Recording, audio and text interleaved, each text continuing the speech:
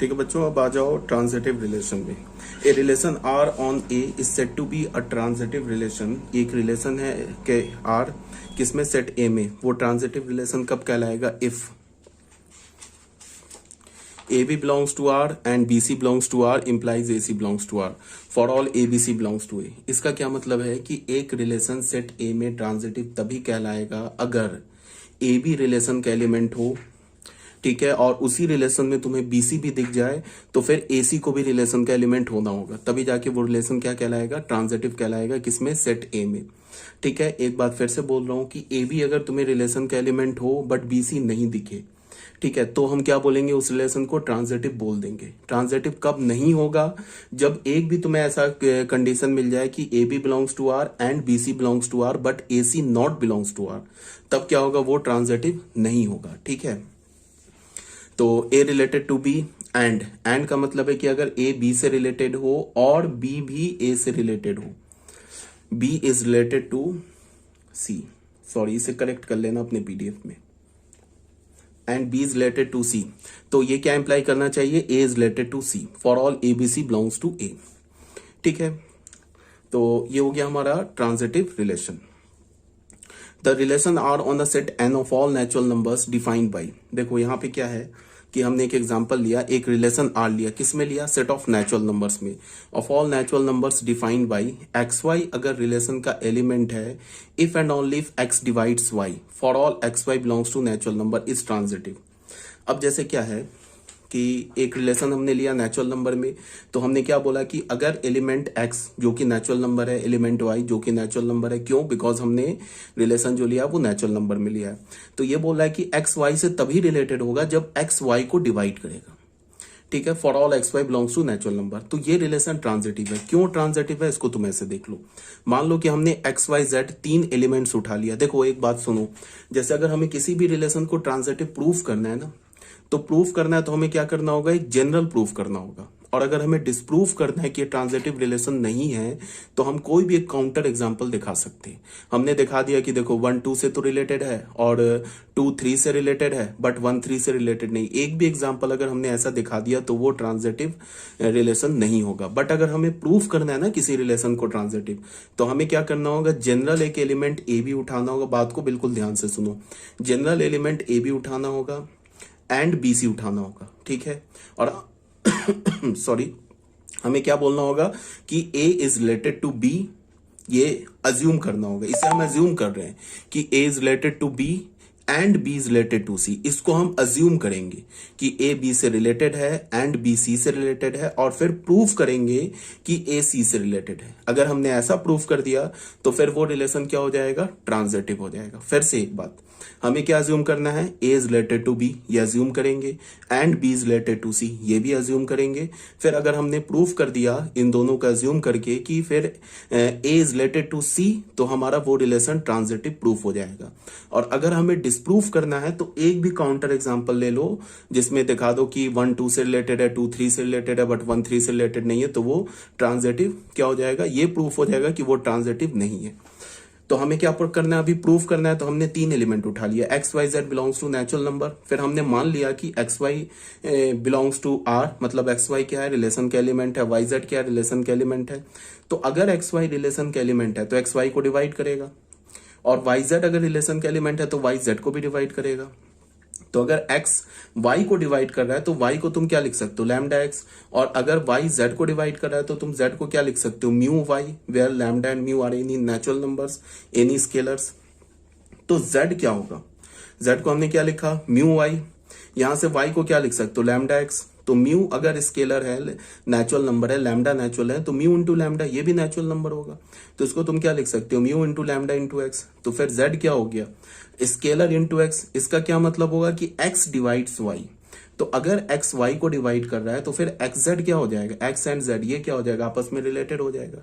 x y z क्या है, हमने कोई भी आर्बिटरी तीन नेचुरल नंबर्स लिया है, तो हमने क्या प्रूफ कर दिया, हमने ये प्रूफ कर दिया कि अगर x y रिलेशन के एलिमेंट है एंड y z भी रिलेशन के एलिमेंट है, देन x z भी रिलेशन के एलिमेंट है। तो ये ट्रांजिटिव प्रूफ हो गया। तो x divides y, this implies that xz belongs to R for all xyz belongs to natural number, hence R is a transitive relation। ठीक है, अब बच्चों आ जाओ सेकंड एग्जांपल में। सेकंड एग्जांपल में क्या है कि हमने एक रिलेशन लिया 1 2 3। यहाँ पे रिलेशन देखो, ये रिलेशन एक हमने 3 रैंडम रिलेशन लिख रखा है, रिलेशन R1 एंड R2। इसमें देखो 1 2 से है, सेकंड 1 2 से रिलेटेड है, 2 3 से रिलेटेड है, तो 1 3 से भी रिलेटेड है, चलो दिख गया। फिर देखो 2 3 से है और 3 2 से है, बट 2 2 नहीं दिख रहा है, तो इसका मतलब क्या है, ये R जो है ना ट्रांजिटिव रिलेशन नहीं है। एक भी अगर हमें ऐसा पेयर दिख जाए कि A B से रिलेटेड है, B C से रिलेटेड है और A C से रिलेटेड नहीं है, तो फिर वो ट्रांजिटिव नहीं होगा। ठीक है, अगर रिलेशन लिखा हुआ है ना तुम्हें रोस्टर फॉर्म में, और अगर हमें एक भी ऐसा पेयर दिख गया A is related to B and B is related to C but A is not related to C, तो वो ट्रांजिटिव नहीं होगा।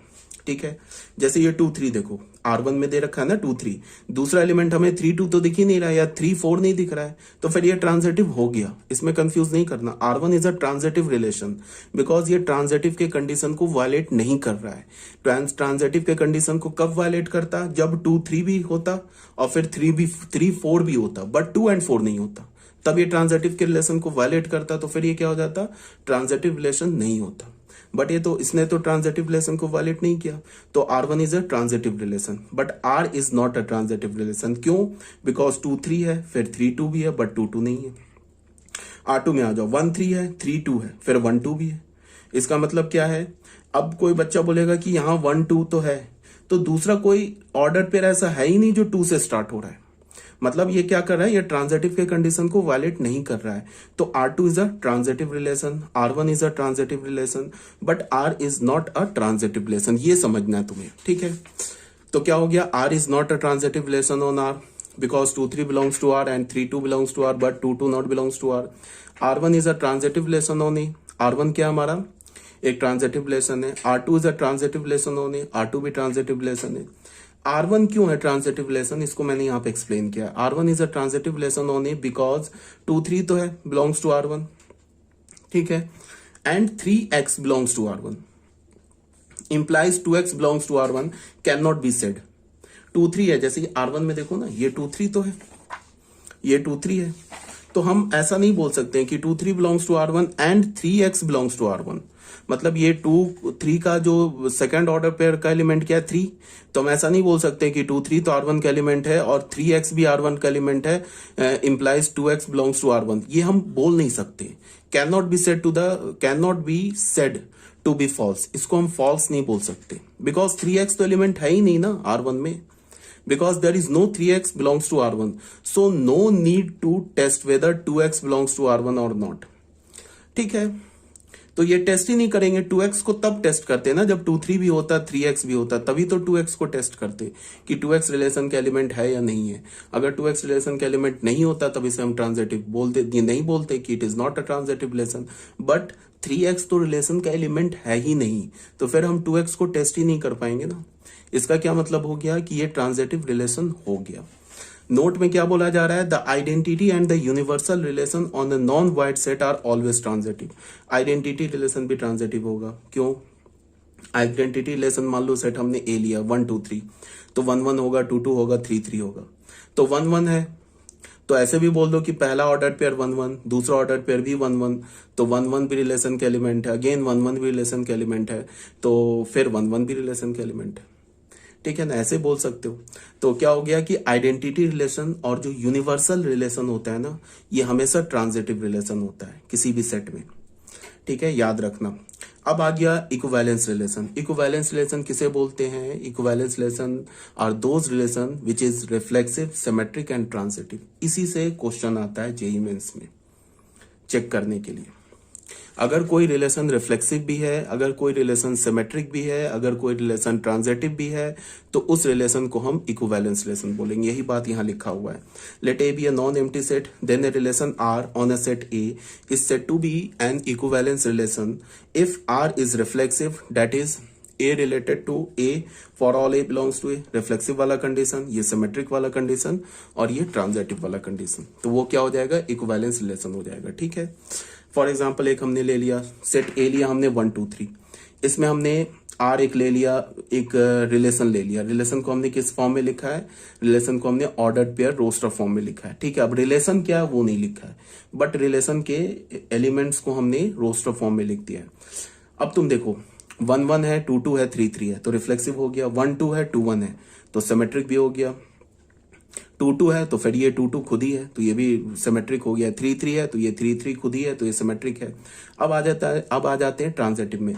तो 1 2 है तो 2 से स्टार्ट होने वाला कौन सा है? ये दिख रहा है ना, और ये दिख रहा है। तो देखो 1 2 है, 2 1 भी है, तो 1 1 भी है।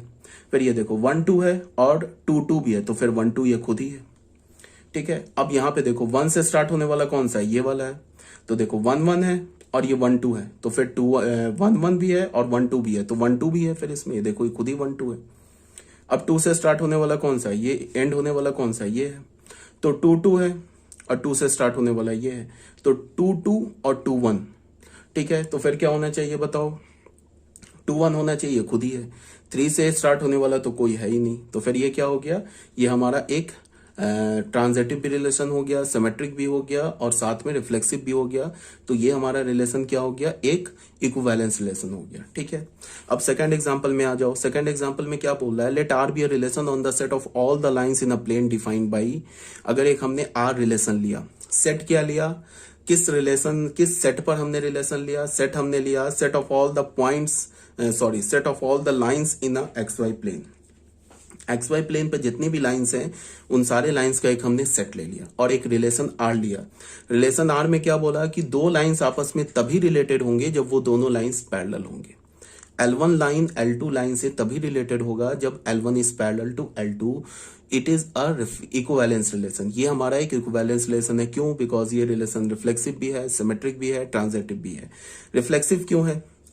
रिफ्लेक्सिव होने के लिए हमें क्या दिखाना होगा? हमें यह दिखाना होगा ना कि set of all the lines in the X Y plane पे जितने भी लाइंस है वो आपस में रिलेटेड है, खुद से रिलेटेड है। तो वो ऑब्वियस ही बात है, every line is the parallel to itself. तो क्या होगा? यहां पे हम लिख सकते हैं ना रिफ्लेक्सिव में, for each L, small L लिया हमने लाइन के लिए, कैपिटल एल लिया सेट के लिए। ये जो कैपिटल एल है ना, ये सेट है, set of all the lines in X Y plane. तो कोई भी अगर हमने लाइन एल उठा लिया, जनरल लाइन उठा लिया कैपिटल एल सेट का, तो वो क्या होगा? L is parallel to L. तो ये क्या इंप्लाई करेगा कि एल कॉमा एल रिलेशन के एलिमेंट है for all small L belongs to capital L. तुम अगर इस सेट से कोई भी लाइन उठा लो वो आपस में रिलेटेड है, बिकॉज सारे लाइंस खुद से के पैरेलल होते हैं। तो R is a reflexive relation. अब सिमेट्रिक के लिए हमें क्या करना होगा? हमें अज्यूम करना होगा कि L1 L2 के बाद को सुनो, L1 L2 से रिलेटेड है, ये हमें अज्यूम करना होगा और हमें प्रूफ करना होगा कि L2 भी फिर L1 से रिलेटेड है। हमने कोई भी दो लाइन, जनरल लाइन उठा ली L1 L2, उसको हम मान लेंगे कि ये दोनों रिलेशन के एलिमेंट है, ये अज्यूम करेंगे और फिर प्रूफ करेंगे कि L2 भी L1 के से रिलेटेड है। तो हमने क्या किया? L1 L2 उठा लिया कैपिटल एल सेट का, सच डेट L1 L2 क्या रिलेशन का एलिमेंट है। तो अगर L1 L2 रिलेशन का एलिमेंट है तो क्या होगा? L1 is parallel to L2। तो अगर L1 L2 के पैरेलल है तो L2 भी L1 के पैरेलल है, तो L2 L1 भी रिलेशन के एलिमेंट है, तो आर इज ट्रांजिटिव, सिमेट्रिक हो गया। अब ट्रांजिटिव में क्या करना होगा कि हमें तीन लाइंस उठाना होगा, general lines L1 L2 L3। पहले हमें अज्यूम क्या करना होगा? L1 is related to L2। फिर हमें क्या अज्यूम करना होगा? L2 is related to L3। और फिर हमें क्या प्रूफ करना होगा? L1 is related to L3। ठीक है, तो L1 L2 L3 हमने एलिमेंट उठा लिया कैपिटल एल का, such that L1 L2 relation का एलिमेंट है एंड L2 L3 भी रिलेशन का एलिमेंट है, ये हमने अज्यूम कर लिया। और प्रूफ क्या करेंगे? L1 is related to L3। तो अगर L1 L2 रिलेशन का एलिमेंट है और L2 L3 रिलेशन का एलिमेंट है तो L1 is parallel to L2 and L2 is parallel to L3। तो अगर L1 L2 के पैरेलल है, L2 L3 के पैरेलल है, तो फिर L1 भी L3 के पैरेलल हो गया। तो अगर L1 L3 के पैरेलल हो गया तो L1 L3 belongs to R, ये रिलेशन का एलिमेंट हो गया। So R is transitive on L। हमारा R क्या हो जाएगा? कैपिटल एल में ट्रांजिटिव हो जाएगा। Hence R being reflexive, symmetric and transitive is an equivalence relation. ठीक है, तो मैंने क्या बोला? इक्विवेलेंस रिलेशन क्या होता है? याद क्या रखना है कि जो रिफ्लेक्सिव भी हो, जो सिमेट्रिक भी हो, जो ट्रांजिटिव भी हो, तीनों हो। अब रिफ्लेक्सिव हमें कैसे प्रूफ करना होता है कि जिस सेट पर अगर हमें रिफ्लेक्सिव रिलेशन प्रूफ करना है, उस सेट का हमें क्या दिखाना है कि सारे एलिमेंट खुद से रिलेटेड है। जनरल कोई भी हम उठा लेंगे, कोई भी एक एलिमेंट, मान लो कि जैसे यहाँ पे हमने क्या किया था, एक लाइन एल उठा लिया और दिखा दिया कि every line is related to itself under the relation R. अगर हमें सिमेट्रिक प्रूफ करना है तो हमें क्या प्रूफ करना होगा कि L1 L2 से रिलेटेड है, ये हम एज्यूम करेंगे, और फिर L2 को L1 से रिलेटेड दिखा देंगे, ये हम प्रूफ करेंगे। और अगर ट्रांजिटिव प्रूफ करना है तो हम क्या करेंगे कि कोई भी 3 लाइन उठा लिया, पहले क्या बोलेंगे L1 L2 से रिलेटेड है, फिर क्या बोलेंगे L2 L3 से रिलेटेड है, फिर हम क्या प्रूफ कर देंगे कि L1 भी L3 से रिलेटेड है, तो फिर क्या प्रूफ हो जाएगा, ट्रांजिटिव। तो अगर रिफ्लेक्सिव प्रूफ कर दोगे, सिमेट्रिक प्रूफ कर दोगे, ट्रांजिटिव प्रूफ कर दोगे, तो वो क्या बन जाएगा, इक्विवेलेंस रिलेशन। ठीक है। कॉन्ग्रुएंस मॉडुलो M, ये कोई ऐसा कोई बहुत ये नहीं है, इंपॉर्टेंट नहीं है, बट एक बार सुन लो, याद हो अगर है तो अच्छी बात, याद रहे तो अच्छी बात है। यहाँ क्या बोल रहा है कि let A and B be any 2 integers, A और B कोई भी 2 इंटीजर्स है, and M be a positive integer, और M हमारा क्या, positive integer. If A minus B is divisible by M, अगर A माइनस B, A और B कोई भी 2 इंटीजर है, चाहे पॉजिटिव हो निगेटिव हो, बट M क्या होना चाहिए, पॉजिटिव इंटीजर होना चाहिए। इफ A माइनस B, अगर A माइनस B जो है वो किससे हो, डिविजिबल हो M से, M क्या होना चाहिए, पॉजिटिव इंटीजर होना चाहिए, और A और B कोई भी इंटीजर चलेगा।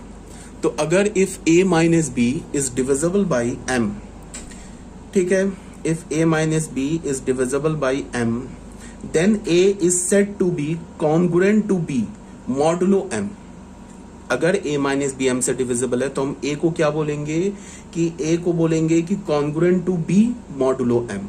लिखेंगे कैसे, ऐसे, ये 3 लाइन बनाएंगे B और मॉडुलो M। ऐसे लिखने का क्या मतलब हो गया कि A minus B is divisible by M। ठीक है। 13 मॉडुलो क्या हम बोलेंगे, 13 ये 15 इस को क्या बोलेंगे, 15 इज कॉन्ग्रुएंट टू 3 मॉडुलो 4। यहाँ क्या बोलेंगे, 15 is not congruent to -2 modulo 4। 15 is congruent to 3 modulo 4। इसका क्या मतलब है, 15 माइनस 3 इज डिविजिबल बाई 4। अब बताओ 15 माइनस 2 करोगे, 15 माइनस ऑफ -2 करोगे तो क्या हो जाएगा, 17 हो जाएगा। तो 17 तो है हमारा 4 से डिविजिबल नहीं है, तो 15 is not congruent to -2 modulo 4। ठीक है, ये बात हो गई। तो ये ऐसा कोई यूज नहीं है, बट एक बार सुन लो। अब बच्चों आ जाओ क्वेश्चंस में। देखो क्वेश्चंस मैंने 11th और 12th के लिए अलग अलग कर रखा है। तो 11th के जो बच्चे होंगे, यहाँ से जो क्वेश्चन वाला पार्ट है ये स्टार्ट है, तो इसको ध्यान से देखेंगे। ठीक है। तो मान लो ये क्वेश्चन में क्या बोला जा रहा है कि हमने कोई सेट ले लिया A 1 2 3 और एक रिलेशन R1 लिया R2 लिया। Which of them is a relation on set A and which is not, which are not. बोला है कि R1 R2 में से कौन सा रिलेशन है सेट A का और कौन सा नहीं है, सेट A में कौन सा रिलेशन है और कौन नहीं है। तो सिंपली हमें क्या चेक करना है, R1 और R2 में ये चेक करना है कि अगर R1 A क्रॉस A का सबसेट है तो R1 रिलेशन हो जाएगा सेट A में। अगर R1 A क्रॉस A का सबसेट नहीं है तो R1 फिर रिलेशन नहीं होगा सेट A में। सेम का लाइन पे क्या करेंगे, R2 को चेक कर लेंगे। R2 अगर A क्रॉस A का सबसेट हो गया तो क्या होगा, R2 is a relation on set A। अगर R2 A क्रॉस A का सबसेट नहीं है then R2 is not relation on set A। A क्या दे रखा है हमारे पास, 1 2 3। तो हमें पहले क्या करना है, A क्रॉस A लिखना है। तो A क्रॉस A कैसे लिखेंगे, 1 2 3 लिखा, इसका क्रॉस ले लिया 1 2 3 के साथ, क्या हो जाएगा ये हो जाएगा 1 1 1 2, ऐसे हो जाएगा ना, 1 3, फिर क्या हो जाएगा 2 1 2 2 2 3, फिर क्या हो जाएगा 3 1 3 2 3 3 3 1 3 2। ये तो A क्रॉस है। अब R1 को देखा, इसमें 1 2 है, यहाँ भी दिख रहा है 1 2, ठीक है। 3 2 है, 3 2 भी दिख गया, 1 3 है, 1 3 भी दिख गया। तो R1 is a relation from relation on set A। R1 क्या हो गया, सेट A में रिलेशन हो गया। R2 में देख लो 3,6 है, ये तो है ही नहीं कहीं 3,6, तो R2 is not a relation on set A। ठीक है। यहाँ क्या बोला, R1 is the subset of A cross A, so R1 is a relation on A, but 3,6 जो है वो A क्रॉस A का तो एलिमेंट है ही नहीं, सो R2 क्या हो गया, not the subset of A cross A, so hence R2 is not a relation on A। ये 11th क्लास के लिए था। ये जो नेक्स्ट क्वेश्चन है ये भी 11th क्लास के बच्चे इसको भी देखेंगे। यहाँ पे क्या दे रखा है कि let n set of all natural numbers, और एक रिलेशन लिया है। क्या लिया है कि 2 नेचुरल नंबर्स आपस में तभी रिलेटेड होंगे if x plus 2y is equal to 0। मतलब पहले नेचुरल नंबर में तुम ऐड कर दो दूसरे नेचुरल नंबर का ट्वाइस तो 0 आ जाना चाहिए। तो यहाँ पे ऑब्वियस सी बात है, यहाँ पे ऑब्वियस सी बात है कि तुम पहले किसी भी 2 नेचुरल नंबर को ऐड करोगे ना तो तो कभी भी जीरो नहीं हो सकता है। ठीक है, इसका मतलब क्या है कि ये एक्चुअल में ना एक, अगर तुम देखो तो एक्चुअल में एक एम्प्टी रिलेशन है। ठीक है ना, या फिर तुम, हाँ ठीक है, is R is a relation on N, यार ये एम्प्टी रिलेशन है। ठीक है, या तुम ऐसे देख लो, क्या लिखा हुआ है, x plus 2y is equal to 0। ठीक है, ये कंडीशन दे रखा है ना दो नेचुरल नंबर्स को आपस में रिलेट होने के लिए। तो x प्लस 2y 0 है, तो x का वैल्यू क्या है, -2y, तो y क्या हो जाएगा, बिलोंग्स टू नेचुरल नंबर। ठीक है, y क्या हमारा नेचुरल नंबर है, तो अगर तुमने y का वैल्यू 1 डाला तो x का वैल्यू क्या मिलेगा, -2, y का वैल्यू 2 डाला तो -4, 3 डाला तो -6। तो हमें एक्स वाई कैसा दिख रहा है, ऐसा एलिमेंट दिख रहा है ना। तो क्या दिख रहा है, x का वैल्यू हमने क्या डाला, y का वैल्यू 1, तो x का वैल्यू -2, तो -2,1, -4,2, -6,3, ये सब एलिमेंट आ रहे हैं। बट इसका जो पहला एलिमेंट है वो तो नेचुरल नंबर है ही नहीं, बिकॉज हमने जो रिलेशन डिफाइन किया वो तो नेचुरल नंबर में डिफाइन किया है। तो इसका क्या मतलब है, r is not the subset of n cross n, hence r is not an empty relation, लिख लो। बट आर अगर देखो ना इस क्वेश्चन में क्या है कि आर जो है हमारा रिलेशन है। अगर मैं बोलूं ना कि इज आर इज एन, यहां पे लिख लो, इसको क्वेश्चन करेक्ट कर लो, एन यहां पे लिख लो ऐसे, R is an empty relation on N, give reason. तो आर जो है हमारा ना,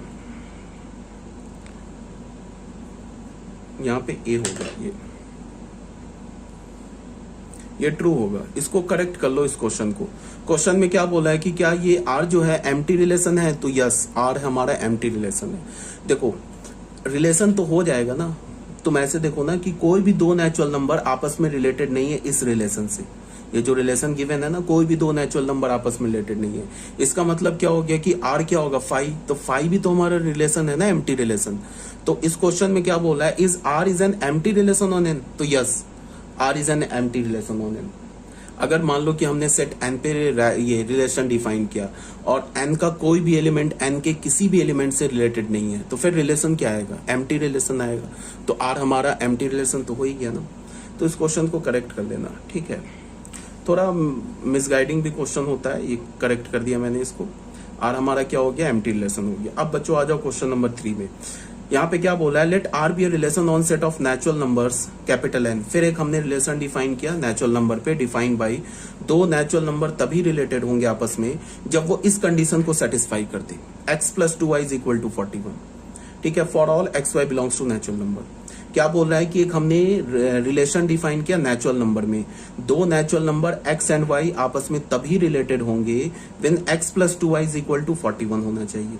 तो find and domain of the relation, तो क्या करना, हमें रिलेशन का डोमेन निकालना है और रेंज निकालना है। तो हम क्या करेंगे, सबसे पहले रिलेशन को किस फॉर्म में रखेंगे, इसको हम रखेंगे रोस्टर फॉर्म में। रोस्टर फॉर्म में लिखने के बाद हर एक ऑर्डर पेयर के पहले एलिमेंट का सेट बना लेंगे जो हमारा डोमेन हो जाएगा। फिर हर एक ऑर्डर पेयर के दूसरे एलिमेंट का सेट बना लेंगे जो कि हमारा रेंज हो जाएगा, और जो सेकेंड सेट होता है वो हमारा कोडोमेन हो जाएगा। तो रिलेशन हमने किस पे डिफाइन किया, नेचुरल नंबर में। तो इसका मतलब क्या है कि हमारा पहला भी सेट नेचुरल नंबर है, दूसरा सेट भी नेचुरल नंबर है, तो कोडोमेन क्या हो गया, नेचुरल नंबर। तो x can be only those natural number for which x plus 2y is equal to 41 होना चाहिए। मतलब क्या होना चाहिए, एक्स वाई तभी रिलेटेड होगा आपस में जब इस कंडीशन को सेटिस्फाई करेगा। तो अब हम लोग क्या करेंगे, इसको तुम ऐसे देखो, हमने y को लिख लिया x के टर्म में। ठीक है, तो y को क्या लिखा, 41 माइनस एक्स अपॉन 2। तो यहां पे अब तुम ध्यान दो, x की वैल्यू अगर तुमने 1 रखा ना तो क्या हो जाएगा, 41 माइनस 1, 40 डिवाइडेड बाई 2, तो 20 आ जाएगा। तो इसका मतलब 1 एंड 20 आपस में रिलेटेड है। x का वैल्यू 1 रखा तो y क्या मिल गया, 20।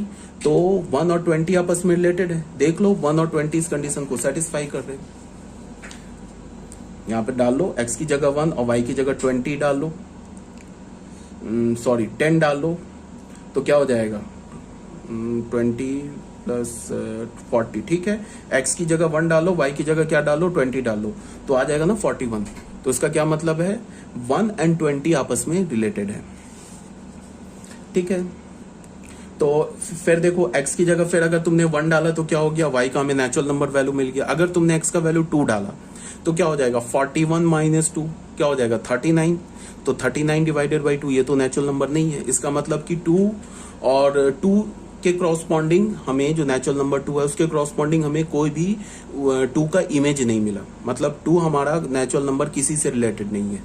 ठीक है, फिर अगर तुमने x का वैल्यू 3 डाला तो 3 डालोगे तो क्या होगा, 41 माइनस 3 क्या होगा 38।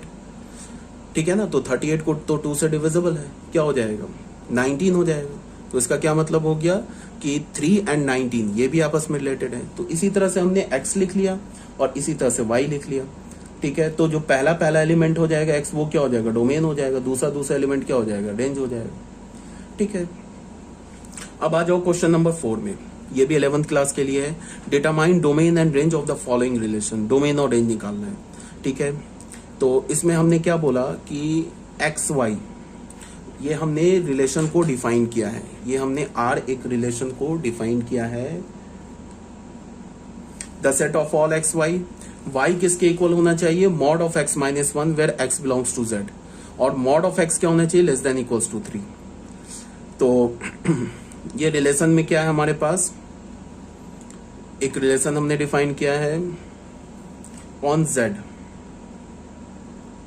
इंटीजर्स पे हमने एक रिलेशन डिफाइन किया है।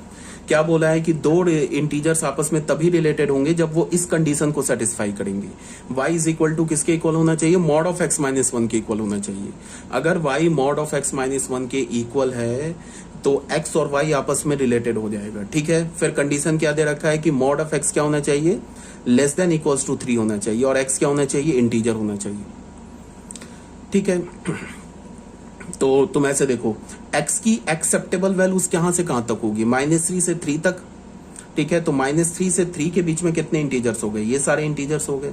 तो अब कुछ नहीं है, ये सारे इंटीजर्स को यहाँ इस कंडीशन में डालते जाओ, उसके क्रॉसपॉन्डिंग y निकालते जाओ, तो सारे इंटीजर्स का क्या मिल जाएगा, -3 का इमेज मिल जाएगा, फिर -2 का इमेज बोलने का मतलब कि -3 किस नंबर से एसोसिएट हो रहा है वो मिल जाएगा, फिर -2 का इमेज मिल जाएगा। तो यहाँ पे हमने क्या किया, x का वैल्यू -3 ये सब डाला तो y हमें ये मिल गया। डाल के देख लो, यहाँ तुम -3 डालोगे ना तो -3 -1 क्या हो जाएगा, -4। तो -4 का मॉड क्या हो जाएगा, 4। तो -3 का इमेज क्या मिला, 4। तो -3 और 4 रिलेटेड हो गया। फिर -2 का इमेज क्या मिला, 3। तो -2 और 3 रिलेटेड हो गया। ऐसे करके हमने रिलेशंस को लिख लिया। रिलेशंस को लिखने के बाद हर एक ऑर्डर पेयर के पहले एलिमेंट का सेट बना लिया, वो हमारा डोमेन हो गया। फिर हर एक ऑर्डर पेयर के दूसरे एलिमेंट का सेट बना लिया, वो हमारा रेंज हो गया। ठीक है, क्वेश्चन नंबर 4 हो गया। अब क्वेश्चन नंबर 5 में आ जाओ, ये डू इट योर सेल्फ है, ये भी बहुत इजी क्वेश्चन है, ये भी 11th क्लास के लिए। Determine the domain and range of the relation R defined by, domain और रेंज निकालना है। एक्स का वैल्यू दे रखा है तो बहुत इजी क्वेश्चन है। एक्स का वैल्यू 0 डालोगे तो क्या मिलेगा, 1 और 5 आपस में रिलेटेड हो जाएगा। ये हमारा पहला एलिमेंट है, ये हमारा दूसरा एलिमेंट है। फिर एक्स का वैल्यू 1 डालोगे तो क्या होगा, 2 एंड 6 आपस में रिलेटेड हो जाएगा। फिर एक्स का वैल्यू 2 डालोगे तो 3 एंड 7 आपस में रिलेटेड हो जाएगा। तो रिलेशंस लिख लो ऑर्डर पेयर में, उसके बाद क्या करो, रिलेशंस को लिख लो रोस्टर फॉर्म में, उसके बाद क्या करो, हर एक ऑर्डर पेयर के पहले एलिमेंट का इमेज बना लो, ये हर एक ऑर्डर पेयर के पहले एलिमेंट का सेट बना लो, वो क्या आ जाएगा, डोमेन। और फिर हर एक ऑर्डर पेयर के दूसरे एलिमेंट का सेट बना लो, वो क्या आ जाएगा, रेंज। क्वेश्चन नंबर 6, ये भी 11th क्लास के लिए। Let R be the relation on Z, एक हमने आर लिया रिलेशन, किस में लिया, जेड में। डिफाइंड हमने क्या किया कि दो इंटीजर्स आपस में तभी रिलेटेड होंगे जब दोनों a स्क्वायर b स्क्वायर के इक्वल होगा। पहले इंटीजर का स्क्वायर और दूसरे इंटीजर का स्क्वायर अगर आपस में इक्वल है तो वो दोनों आपस में रिलेटेड हो जाएगा। तो क्या बोल रहा है, फाइंड रिलेशन निकालो, फिर डोमेन निकालो, फिर रेंज निकालो। तो a रिलेटेड होगा b से कब, when a square is equal to b square. अगर a स्क्वायर b स्क्वायर के इक्वल है तो b क्या हो जाएगा, प्लस माइनस a। ठीक है, तो इसको हम ऐसे भी बोल सकते हैं, a b का वैल्यू क्या हमें मिला, एक तो a मिला और एक माइनस a मिला। तो फिर a b से रिलेटेड है तो b का वैल्यू a है, तो हम क्या बोल सकते हैं, a is related to a और a is related to minus a, because b का दूसरा वैल्यू क्या, minus a, for a belongs to z। ठीक है, तो रिलेशन क्या होगा, a b है ना, यहाँ पे b की जगह हमने a डाल दिया, a belongs to z union, ये पहला हो गया। और दूसरा क्या हो गया, a किस रिलेटेड होगा, माइनस a से, when a belongs to z। इन दोनों का हमने यूनियन ले लिया, यही रिलेशन हो जाएगा। तुम ऐसे देखो ना, 1 1 से रिलेटेड होगा और 1 -1 से भी रिलेटेड होगा इस रिलेशन के अकॉर्डिंग। क्यों, बिकॉज 1 का स्क्वायर और 1 का स्क्वायर इक्वल है, 1 का स्क्वायर और -1 का भी स्क्वायर इक्वल है। फिर 2 से भी रिलेटेड होगा और 2 - 2 से भी रिलेटेड होगा। क्यों? बिकॉज 2 का स्क्वायर 2 के स्क्वायर के इक्वल है और 2 का स्क्वायर -2 के स्क्वायर के इक्वल है। तो हर एक इंटीजर खुद से रिलेटेड है और हर एक इंटीजर अपने निगेटिव इंटीजर से भी रिलेटेड है। तो क्या हम बोलेंगे? ये बोलेंगे ना ए क्या होगा? रिलेशन का एलिमेंट होगा for all A belongs to Z. और क्या होगा? ए माइनस ए भी क्या होगा? रिलेटेड होगा for all A belongs to Z. तो यहां से अगर तुम निकालोगे डोमेन, यहां से भी तुम डोमेन निकालो तो ए आ रहा है ना डोमेन, ए क्या हमारा? इंटीजर्स, तो डोमेन जेड आ जाएगा। यहां से अगर तुम रेंज की बात करोगे तो रेंज क्या है हमारा? यहां से ए आ रहा है, यहां से माइनस ए आ रहा है, तो रेंज क्या होगा? माइनस ए। माइनस ए भी क्या हमारा? माइनस ए या ए, तो माइनस ए भी इंटीजर है, ए भी इंटीजर है, तो रेंज भी क्या हो गया? जेड। ठीक है, अब आ जाओ क्वेश्चन नंबर 7 में। ये भी 11th क्लास के लिए दो सेट दे रखा है, ए एंड बी। ये एक्स है, क्या बोल रहा है? X comma Y comma Z, और ये बी सेट दे रखा 1, 2। ठीक है, find the number of relation from set A to set B. बोला है कि सेट ए से सेट बी में तुम कितने रिलेशंस डिफाइन कर सकते हो। तो सबसे पहले हम लोग क्या करेंगे? ए क्रॉस बी में देखेंगे कितने एलिमेंट्स हैं। तो ए क्रॉस बी में कितने एलिमेंट्स हो जाएंगे? 6 एलिमेंट्स हो जाएंगे। ठीक है, ए क्रॉस बी में नंबर ऑफ एलिमेंट्स कैसे निकालते हैं? Number of elements in A into number of elements in B. तो ए में कितने एलिमेंट्स है? 3, बी में कितने एलिमेंट्स है? 2, तो ए क्रॉस बी में कितने एलिमेंट्स हो गए? 6। तो ए क्रॉस बी के कितने एलिमेंट्स मिले हमें? 6। तो ए क्रॉस बी में कितने सबसेट्स होंगे? 2 टू द पावर 6। तो ए क्रॉस बी के जितने सबसेट्स होंगे उतने ही रिलेशंस हो जाएंगे। तो number of relations is equal to number of subsets of A cross B which is 2 to the power 6। ठीक है, अब क्वेश्चन नंबर 8 में आ जाओ। इसमें क्या दे रखा है कि हमारे पास एक सेट दे रखा 1, 2। List all the relations on set ए। बोल रहा है क्या कि एक सेट ए दे रखा है, बोल रहा है कि अब ए सेट के सारे रिलेशंस को लिस्ट करो। तो इसका क्या मतलब है कि ए क्रॉस ए के सारे सबसेट्स को लिस्ट करो। ए क्रॉस ए के जितने भी सबसेट्स होंगे ना, हर एक सबसेट एक रिलेशन होगा। तो हमने क्या किया? ए सेट गिवन है, हमने ए क्रॉस ए निकाल लिया। ठीक है, ये ए क्रॉस ए निकल गया। ए क्रॉस ए में कितने एलिमेंट्स हो गए? 4 एलिमेंट्स हो गए। तो 4 एलिमेंट्स होंगे तो कितने इसके सबसेट्स हो जाएंगे? 2 टू द पावर 4 सबसेट्स हो जाएंगे। 2 टू द पावर 4 का क्या मतलब हो गया? 16 सबसेट्स हो जाएंगे। तो 16 सबसेट्स को लिख लेना हमें। अब सबसेट्स हम लिखते कैसे हैं? ये भी ऑलरेडी बताया जा चुका है सेट में कि पहले एक एक एलिमेंट का तुम सेट बना लो। सबसे पहले तो 5 लिखते हैं, 5 is the subset of every set. उसके बाद क्या है कि इस सेट के ये जो है ना ए क्रॉस ए, इस सेट के एक एक एलिमेंट का सेट बना लो। मतलब क्या होगा? पहला बनेगा, ये ऑर्डर पेयर है ना 1, 1, इसका एक सेट बना लो। फिर ये ऑर्डर पेयर 1, 2, इसका एक सेट बना लो। फिर ये ऑर्डर पेयर 2, 1, इसका एक सेट बना लो। फिर ये ऑर्डर पेयर 2, 2, इसका एक सेट बना लो। तो एक एक एलिमेंट का सेट बना लो। फिर 2 एलिमेंट का सेट बना लो। फिर 3 एलिमेंट का सेट बना लो। फिर लास्ट में क्या होगा? ये 4 एलिमेंट का सेट बना लो। तो 4 एलिमेंट का सेट बनाओगे तो खुद ही एक क्रॉस ए आ जाएगा। ठीक है, तो वो काम करोगे तो ये हमारे पास आ जाएगा number of subsets which is not a cross ए। ठीक है, तो ये हमारा क्या हो जाएगा? ये सारे सबसेट्स को मैंने लिखा है, एक एक एलिमेंट का बना लिया, फिर 2 का बना लिया, फिर 3 का बना लिया। फिर ये हमारा क्या? ए क्रॉस ए। 4 एलिमेंट का सेट बनाएंगे तो क्या मिलेगा हमें? सेम सेट आ जाएगा ए क्रॉस ए। तो ये सारे सबसेट्स लिखे हुए हैं। ठीक है, ये सब तो बहुत सिंपल है। अब 5 और ये हमारा क्या है? एम्प्टी रिलेशन है। और ए क्रॉस ए क्या हमारा? ये यूनिवर्सल रिलेशन है। ठीक है, ये ऑलरेडी बता रखा मैंने। एम्प्टी रिलेशन किसे बोलते हैं, यूनिवर्सल रिलेशन किसे बोलते हैं।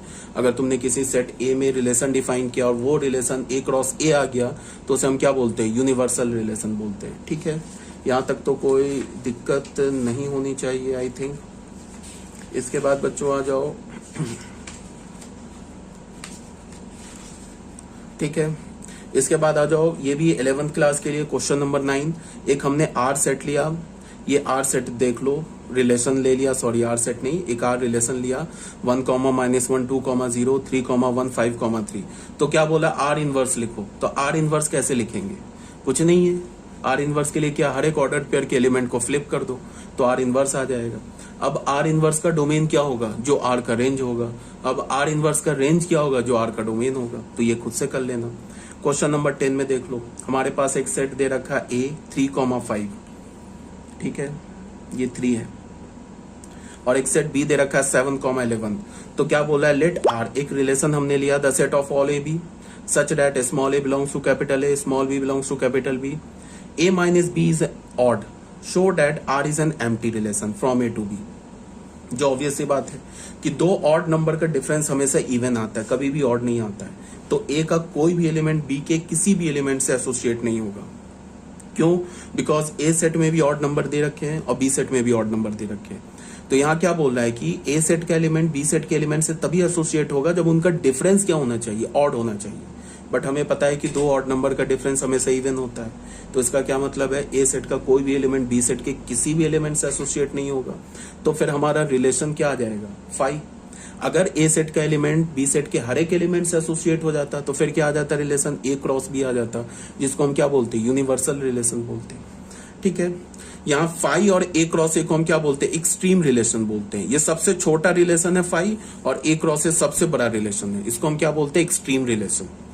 ठीक है, ए क्रॉस ए को क्या बोलते हैं, यूनिवर्सल रिलेशन बोलते हैं, और फाई को क्या बोलते हैं, एम्प्टी रिलेशन बोलते हैं। तो वही बात यहाँ लिखी हुई है, पढ़ लेना। ये क्वेश्चन नंबर 11 में आ जाओ, ये भी 11th क्लास के बच्चों के लिए है। क्या बोल रहा है, let R be a relation from N to N defined by,